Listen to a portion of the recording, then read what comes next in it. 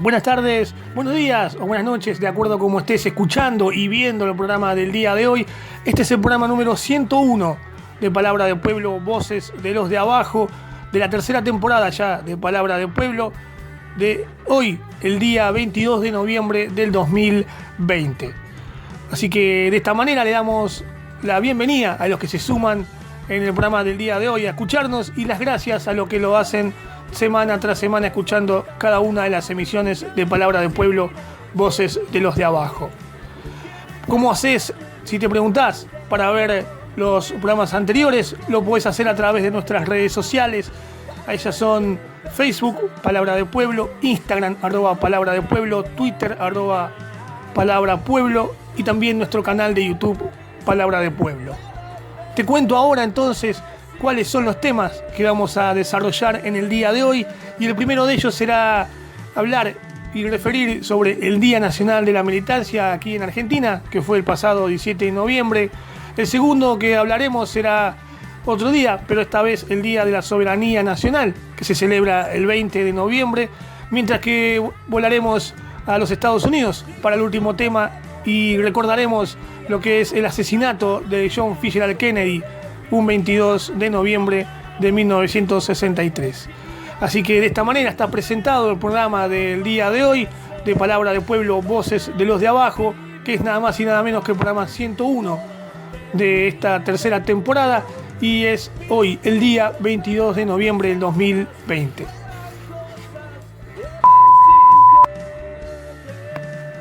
El primer tema que vamos a desarrollar en el día de hoy es lo que tiene que ver con el 17 de noviembre pasado, ¿no? Y por qué se celebra ese día como el Día de la Militancia en nuestro país. Esto se debe a que en esa fecha el peronismo rinde homenaje a la vuelta al país de su líder, Juan Domingo Perón. El 17 de noviembre de 1962 ocurrió esto tras 17 años de proscripción y exilio. Ese día, el general Juan Domingo Perón regresaba al país luego de marcharse al exilio debido al golpe de Estado que había sufrido en su contra en el año 1955 y que lo había derrocado de la presidencia. De esta manera, el peronismo recuerda esa fecha como un símbolo de resistencia y de militancia que se fortaleció por casi 20 años de proscripción. Primero, lo que hizo Juan Domingo Perón fue que este 17 de noviembre sea una de las movilizaciones más grandes de la historia argentina, cuando una marea humana se movilizó para recibir a su líder bajo la lluvia, allí en la Ezeiza, y se lanzó a las calles para intentar llegar hacia allí. 35.000 soldados del ejército argentino, apoyados por la policía, se acercaron al aeropuerto a los fines de hacer que se vuelva imposible la llegada al aeropuerto, ¿no? El avión proveniente de Roma aterrizó a las 11:20 en Ezeiza, y a Perón lo acompañaba una comitiva integrada por 154 hombres y mujeres, entre ellos 22 presidentes provinciales del Partido Justicialista y del Distrito de Capital Federal, miembros retirados de las Fuerzas Armadas, de la Confederación General del Trabajo, de las 62 organizaciones, empresarios, exfuncionarios, legisladores, científicos y artistas habían acompañado al líder de los trabajadores en su regreso, ¿no? Incluso en la misma CGT había dispuesto un paro general, convirtiendo ese día que el operativo regreso sea central para esa historia, ¿no? Así que solamente permaneció Buenos Aires solo 29 días y volvió a irse a España, de donde retornó definitivamente el 20 de junio de 1973, de la mano del presidente justicialista electo Héctor Cámpora, quien logró posteriormente renunciar a su cargo para llamar a elecciones y permitirle a Perón acceder a su tercera y última presidencia. Juan Domingo Perón triunfará acompañado por su esposa Isabelita en los comicios de septiembre de ese mismo año y gobernará hasta su muerte el 1 de julio de 1974. Así que de esta manera se recuerda el Día Nacional de la Militancia, y vamos a escuchar un video de lo que refiere a ese tema. Si bien es un día partidario, ideológico, cada partido tiene su significancia respecto a su propia historia en relación a la militancia. Este es el Día del Militante Peronista, pero ya trascendió fronteras ideológicas y partidarias, y se lo suele llamar también Día de la Militancia porque el pueblo también se lo ha apropiado. Es una fecha que rememora el 17 de noviembre de 1972, en el cual el general Perón, el expresidente Perón, vuelve a pisar suelo argentino después de casi 18 años de exilio forzado. Recordemos que el presidente Perón fue presidente de 1946 y en su segunda presidencia, en 1955, es derrocado por los militares. No solo es derrocado, sino que también hay un escenario de violencia que lo hace que tome la decisión de exiliarse, primero en distintos países, Paraguay, Panamá y Venezuela, y como último destino, España.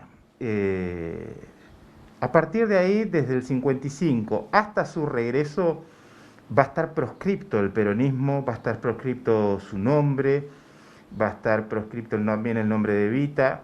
¿Qué significa esto? Bueno, va a estar prohibida la competencia en el escenario electoral, porque también después de ese golpe hay procesos democráticos, pero ¿qué va a pasar? Va a haber democracias tuteladas, amenazadas por las Fuerzas Armadas permanentemente, y siempre las Fuerzas Armadas, por supuesto, mirando a Perón con preocupación por el movimiento de masas que había generado, teniendo en cuenta que las Fuerzas Armadas toman ese rol a partir de 1955, ligadas a políticas neoliberales, liberales, en donde la mayoría de ellas va en contra de políticas sociales y de los derechos de los trabajadores. Y hoy la palabra militancia es en razón de participación política, pero también participación ciudadana y en muchos aspectos que se convierten después en participación política. Hoy un militante es alguien que quiere cambiar la vida de sus vecinos en su barrio, que quiere hacer, redobla apuestas frente a las injusticias. Alguien que milita es alguien que se preocupa por lo que adolece el vecino, que menos tiene. El próximo tema que vamos a desarrollar ahora es lo que tiene que ver con el Día de la Soberanía Nacional, y es que ese 20 de noviembre se libró sobre el margen derecho del río Paraná la batalla de la Vuelta de Obligado. Esto fue el 20 de noviembre de 1845. Este hecho marcará un antes y un después para los argentinos. Ese día los soldados locales repelieron la invasión del ejército anglo-francés que pretendía colonizar los territorios argentinos. Juan Manuel de Rosas, que gobernaba entonces la Confederación Argentina, respaldado por el general José de San Martín, que estaba exiliado en Francia, preparó una resistencia e impidió el ingreso de las fuerzas invasoras que intentaban ingresar por el Paraná. Las tropas nacionales, que estaban al mando de Lucio B. Mansilla, se anticiparon a los movimientos enemigos en un recodo de ese río, la Vuelta de Obligado, que hoy es una localidad del partido de San Pedro. La batalla duró 7 horas y aunque las fuerzas locales eran menores en número y en modernidad de armamentos, lograron evitar la invasión adversaria y lograr así garantizar la soberanía nacional. Luego del enfrentamiento se firmó un tratado de paz entre Argentina, Francia y Gran Bretaña, y ese día quedó en la historia como un símbolo de independencia. Cabe destacar que el Día de la Soberanía Nacional se celebra en Argentina recién a partir de 1964, donde fue instituido, pero que desde 2010 esta fecha es considerada feriado nacional. Ese ataque anglo-francés, como se refiere, buscaba establecer el libre comercio por el Paraná y con eso menguar nuestra soberanía a través de lo que era nuestra aduana aquí en Buenos Aires. Así que, en referencia a eso, Cristina Fernández de Kirchner en el 2010 estableció el 20 de noviembre como el Día Nacional por la Soberanía. Así que vamos a escuchar y ver un video en referencia a lo que es el Día Nacional de la Soberanía aquí en la Argentina.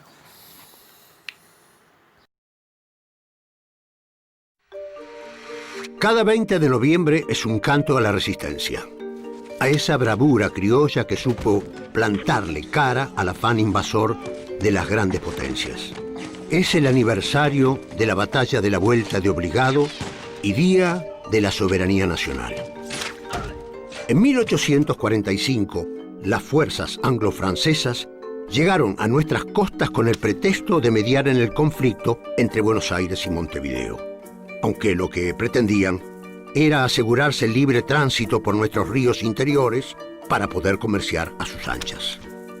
Para impedirles el paso, el gobernador Juan Manuel de Rosas escogió un paraje cercano a la localidad de San Pedro, donde el río Paraná se angosta y forma un recodo que dificulta la navegación, la famosa Vuelta de Obligado. 4 baterías de cañones, 3 líneas de gruesas cadenas tendidas de costa a costa y poco más de 2.000 hombres eran nuestra única defensa. Se sabía una batalla perdida, pero las batallas perdidas son, a menudo, las que se pelean con mayor valentía. El combate duró todo el día. La escuadra enemiga, superior en número y armamento, finalmente logró quebrar el piquete. Pero la derrota militar argentina se convirtió en victoria diplomática al motivar la admiración y el apoyo internacional, mientras que los invasores debieron reconocer nuestra condición de nación libre e independiente. En 1973, por iniciativa del historiador José María Rosa, se declaró el 20 de noviembre Día de la Soberanía Nacional. Esta ley fue anulada durante la dictadura militar, pero en el 2010 fue restablecida. Durante los festejos de ese año se inauguró en el sitio histórico el monumento a la batalla de la Vuelta de Obligado. Ahí se levanta, orgulloso, para recordarnos todos los 20 de noviembre y todos los días que la materia prima con la que se construyó la patria fue el heroísmo.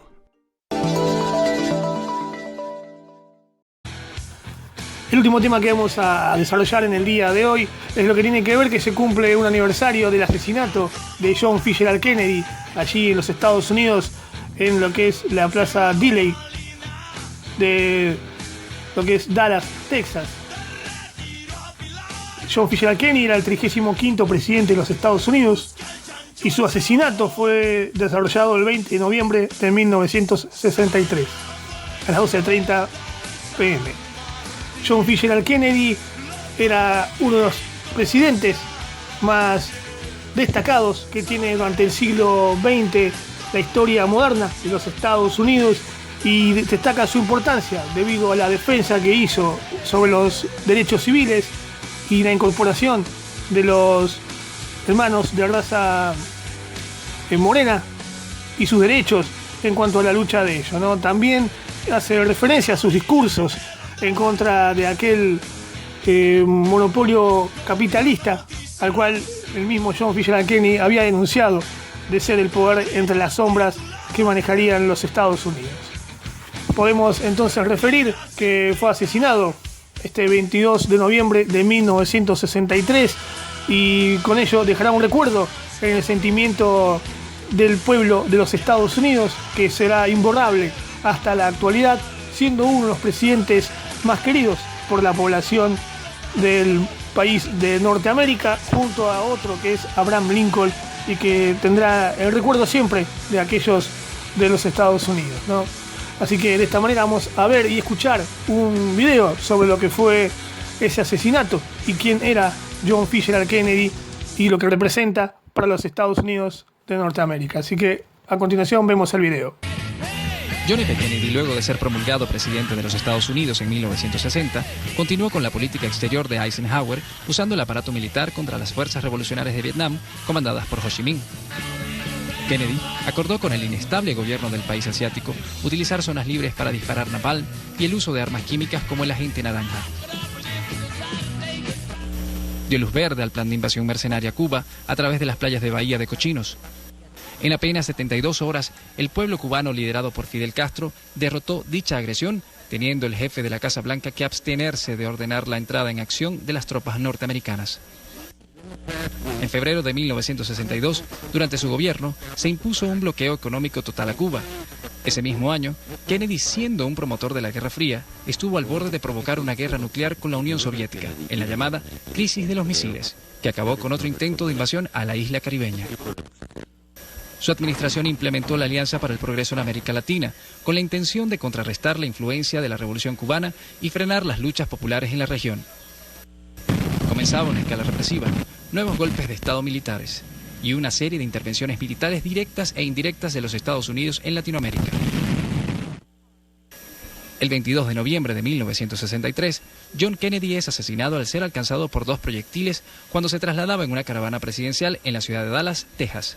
El informe oficial de la Comisión Warren dice que Lee Harvey Oswald fue el único responsable del asesinato. Sin embargo, años después, se han venido acumulando elementos que indican fue una sórdida conspiración de grupos políticos y económicos, la Agencia Central de Inteligencia y terroristas cubanoamericanos. De esta forma hemos llegado al final del programa 101 de Palabra del Pueblo, Voces de los de Abajo, del día 22 de noviembre del 2020. Así que muchas gracias a los que han estado del otro lado en esta emisión del día de hoy.